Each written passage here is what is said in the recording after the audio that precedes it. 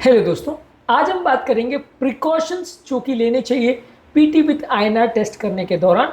PT with INR test basically एक blood कितना पतला है कितना गाढ़ा है ये जांचने के लिए टेस्ट होता है उन व्यक्तियों के लिए जिनको वारफरिन या एसिट्रॉन गोली चल रही होती है। ये टेस्ट हर महीने करना होता है ये देखने के लिए कि उनका खून पर्याप्त मात्रा में गाढ़ा या पतला हो रहा है या नहीं और उनको दवा के डोज की एडजस्टमेंट की आवश्यकता है या नहीं। लेकिन अक्सर इस टेस्ट में बहुत ज़्यादा वेरिएशंस आते हैं जिसके बहुत छोटे बड़े कारण होते हैं। तो आज हम डिस्कस करेंगे ब्लड सैंपल देने वाले पेशेंट को और ब्लड सैंपल कलेक्ट करने वाले टेक्नीशियन को, दोनों को क्या क्या प्रिकॉशंस रखने की आवश्यकता है, जिसमें अगर किसी भी स्टेप में कोई गलती हो जाती है तो लैब वैल्यूज में सिग्निफिकेंट वेरिएशन आ सकते हैं। ये बारे में जानना आवश्यक है क्योंकि अक्सर सेम पेशेंट अलग अलग जगह पे जब लैब टेस्ट करता है तो बहुत सिग्निफिकेंट वेरिएशन देखने को मिलते हैं। तो ये छोटी छोटी बातें जो इस बात को इन्फ्लुएंस कर सकती है, आज उनके बारे में बात करेंगे। टॉपिक पर जाने से पहले जो लोग हमारे चैनल पर नए हैं उन्हें रिक्वेस्ट करूँगा कि चैनल को सब्सक्राइब करें, वीडियोस को लाइक करें, शेयर करें, फॉलो करें, कमेंट करें, पूरा देखें। टॉपिक इंपॉर्टेंट है इसलिए इसे अंत तक देखिएगा। चलिए शुरू करते हैं इंपॉर्टेंट वीडियो। सबसे पहले आपको ये देखने की आवश्यकता है कि आपकी मेडिसिन बराबर चल रही है नहीं। कई बार ये होता है कि आपने मेडिसिन का डोज कब लिया, कितना टाइम पहले लिया था या नहीं लिया था लास्ट का डोज, ये सारी चीज़ें इंपॉर्टेंट होती है और आपके टेस्ट की वैल्यूज़ को अफेक्ट कर सकती है। सेम पेशेंट अगर जो ब्लड टेस्ट दे रहा है या सैंपल दे रहा है उससे एक दो दिन पहले अगर दवा मिस कर देता है या ज़्यादा ले लेता है या डोज आगे पीछे कर देता है तो लैब वैल्यूज़ में सिग्निफिकेंट वेरिएशंस आ सकते हैं। तो दवाइयाँ कब ली और कौन सी दवाइयाँ चल रही है और क्या कोई ऐसे खाद्य पदार्थ या ऐसी दवाएं हैं जो एसिट्रॉम या वारफरिन के डोज को इफेक्ट कर सकते हैं या बॉडी में विटामिन के डिपेंडेंट फैक्टर्स के लेवल को इफेक्ट कर सकते हैं, इसका भी ध्यान देने की आवश्यकता है। कई बार छोटी मोटी चीज़ें जैसे फूड में ऑल्ट्रेशन होने से या नेचुरल ब्लड थिनर्स और थिकनर्स लेने से कई बार वैल्यूज़ में चेंजेस आ सकते हैं। ये नेचुरल ब्लड थिनर्स और थिकनिंग वाले एजेंट कौन कौन से होते हैं, यानी कि कौन से खाद्य पदार्थों से आपका खून गाढ़ा या पतला होता है, इस पर हमने अलग वीडियोस किया है। इनको जरूर चेकआउट करें। इनमें से कोई भी तत्व को आप ज़्यादा या कम मात्रा में ले लेंगे तो आपकी वैल्यूज़ में सिग्निफिकेंट चेंजेस आ सकता है। इसके अलावा सैंपल देने से पहले आपको अल्कोहल नहीं लेना चाहिए। यदि आप अल्कोहल लेते हैं तो आपकी वैल्यूज़ में सिग्निफिकेंट वेरिएशन आ सकता है। अब सैंपल देने के दौरान टेक्नीशियन को क्या क्या बातें ध्यान रखने की ज़रूरत है। सबसे पहले तो जो व्यक्ति का सैंपल कलेक्ट करे उस व्यक्ति को प्रॉपरली आइडेंटिफाई करे और कंटेनर को प्रॉपरली लेबल करे। गलत लेबलिंग करता है तो ऑब्वियसली गलत रिपोर्ट आएगी। इसके अलावा पीटी विथ आईएनआर कलेक्ट करने के लिए सोडियम साइट्रेट एंटीकोएगुलेंट वाला ट्यूब होना चाहिए। अगर टेक्नीशियन नया है और उसको इस बारे में एक्सपीरियंस नहीं है और वो गलत ट्यूब ले आता है तो उससे भी गलत वैल्यूज आ सकते हैं। ये भी एक कारण होता है अलग अलग लैब वेरिएशंस में। इसके अलावा जो ब्लड और एंटीकोएगुलेंट का रेशियो वो 9:1 होना चाहिए, यानी 9 पार्ट ब्लड और 1 पार्ट एंटीकोएगुलेंट उसमें मिला के फिर उसके बाद टेस्ट किया जाता है।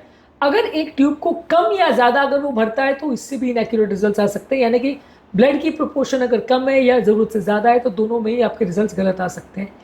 इसके अलावा जो ब्लड को मिक्स करना है लगभग 3-4 बार ये करने की आवश्यकता है, लेकिन ट्यूब को बहुत ज़्यादा शेक नहीं करना चाहिए। 3 या 4 बार हिला के मिक्स करना चाहिए। बहुत ज़्यादा शेक करेगा तो ब्लड सैंपल टूटने लगता है जिससे हिमोलिसिस होती है और इससे रिजल्ट्स प्रॉपर नहीं आते। तो अगर आपका टेक्नीशियन ब्लड सैंपल को बार बार हिला रहा है तो उससे भी गलत रिपोर्ट आ सकती है। कई बार इनएक्सपीरियंस टेक्नीशियन ऐसी गलतियाँ करते हैं।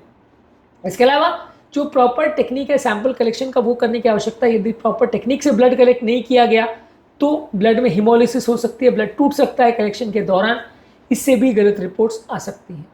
इसके बाद ये ज़रूरी है कि जब भी आप ब्लड का सैंपल कलेक्ट करें उसको तुरंत प्रोसेस करें। कई बार क्या होता है वो सैंपल वहाँ पड़ा रहता है और उसको कोई घंटों के बाद रिजल्ट्स के लिए डाला जाता है, तो अगर रिजल्ट्स तुरंत नहीं किए गए और प्रोसेसिंग करने में कुछ घंटों का टाइम लैप्स होता है तो भी रिजल्ट्स गलत आ सकते हैं। इसके अलावा जो ब्लड का सेंट्रीफ्यूगेशन है उसको 1500 रोटेशंस और 15 मिनट्स पर करना चाहिए। अगर वो सेंट्रीफ्यूगेशन प्रॉपर नहीं होता या कम या ज़्यादा होता है तो भी दिक्कत आ सकती है। इसके अलावा जो वर्क सरफेस पे वो काम कर रहा है वहाँ पे ब्लड का कंटैमिनेशन नहीं होना चाहिए। अगर कोई कारण से ब्लड में कुछ पोल्यूटेंट चला जाता है, कंटैमिनेंट चला जाता है तो भी गलत रिपोर्ट आ सकती है। इसके अलावा जो ब्लड अगर कुछ घंटे बाद अगर टेस्ट करना है तो उसको -20 डिग्री पे स्टोर करने की ज़रूरत है और बार बार उसको फ्रीज़ करना, थॉ करना, फ्रीज़ करना, थॉ करना ऐसा नहीं होना चाहिए। यानी उसको बार बार फ्रीज़र के अंदर बाहर नहीं करना है। -20 डिग्री पर स्टोर करके अगर उसको कुछ घंटे बाद प्रोसेस करना है और उसके बाद ही वो सैंपल को लीजिए। अगर ये प्रिकॉशन का ध्यान नहीं रखा गया तो भी गलत रिपोर्ट आ सकती है। इसके अलावा जो रिएजेंट उसमें डाला जाता है उसका प्रॉपर टाइम या उसका प्रॉपर ड्यूरेशन या उसका प्रॉपर एक्सपायरी, ये सारी चीज़ों को चेक करना आवश्यक है क्योंकि उसके भी कुछ इंपॉर्टेंट रूल्स होते हैं। कई बार अलग अलग लैब्स में अलग अलग रिएजेंट यूज़ होता है जिससे भी सिग्निफिकेंट वेरिएशन आ सकते हैं।